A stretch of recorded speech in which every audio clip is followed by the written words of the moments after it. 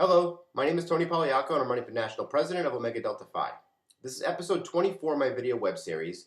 And if this is the first one you've seen, the reason why I make these videos is so I can answer questions from brothers regarding my campaign. I also like to talk about challenges I feel that we're facing as an organization and how we can work together to solve those issues. And then sometimes I just like to give updates about what's going on in the campaign and sort of give a status update and let everyone know where we're at. So 2 weeks ago, we were in Wisconsin for the Midwest Regional Conference. We had our first presidential debate there. I felt for Team Tony it went extremely well. I was very pleased with the level of engagement of the brothers, the questions they asked, and their genuine interest in all three candidates. As a shout out to the Midwest region, thank you for those questions. Thank you for your words of encouragement, and thank you for the support I received while I was there because it means a lot to me.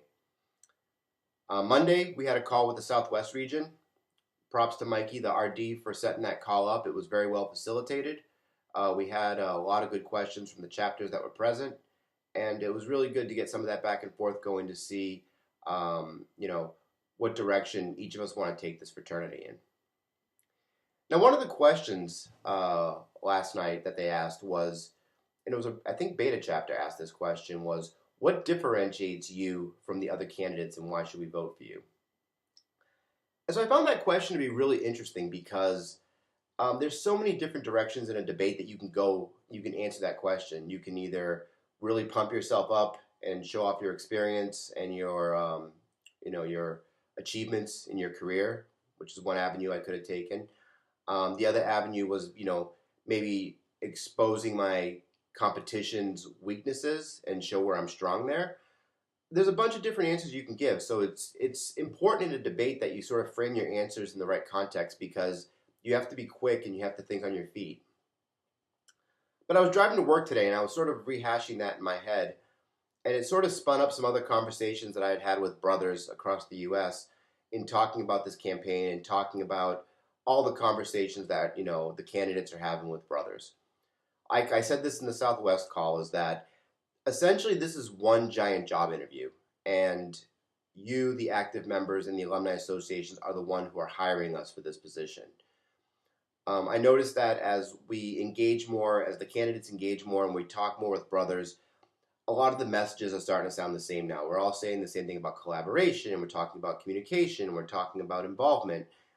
And I'm really trying to stand out from the competition by showing not only the tactical actions that we need to take as a brotherhood on a national level, but also the values, the mindset, and the shift in focus that where we need to be for us to actually achieve those goals. Like I had said on the Southwest calls, that your national president's a visionary. They're leading the strategic vision of the organization, and it's their responsibility to pick a board that can handle the tactical execution of all of the steps that need to go into something, into completing a project or delivering something to the brothers.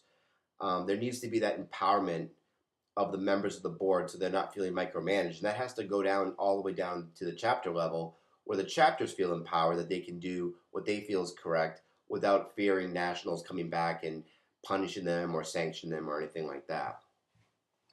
So in some conversations with brothers, I heard some interesting things, and I'm not really sure, which direction it went, but I wanted to sort of like lay out a blanket statement today, just to all the brothers, just so we're clear, is that for the future national board, I have not promised any position to any person yet in exchange for votes. If elected, I will choose my board as it's stated through an open process, and we're going to go with the best person for the job. In years past, there's been talks or, visions of, the good old boy network that I refer to, where someone gets elected or put into a position and then brings some of their friends along from the ride who helped them during the campaign or maybe helped them with votes or maybe they just, worked closely with them in the past. That is not something that I would replicate in my administration. I want to open the doors for all brothers to be able to get involved. And I want to make sure that the board that we put together is not only on the same mindset as me in terms of customer service and communication and honoring commitments or accountability, but also is creative and imaginative enough to sort of view their area scope of work as their own little business and make it grow, make it, go deep with it, get creative and do the best that we can with the resources that we have. So what I'm saying is that if, do you want a national president who's already choosing your future national exec board based off of how many votes they're going to pull or how long they've been, line brothers or whatever? Or we do want a president who's going to choose the best man for the job. So if you want a president who's going to choose the best man for the job, then I can wholeheartedly say that that person is me. I encourage you to go visit my website if you haven't already, TonyP2015.com. You can also follow me on Twitter, TonyP2015, and I'm pretty much accessible anytime to discuss platform issues, talk about questions, talk about concerns, anything that's on your mind. This level of communication will not stop with the election. If elected, it's going to go on for 3 years. We want that level of accessibility between the chapter and the national boards. Thank you very much for your time tonight. I greatly appreciate it, and have a good one.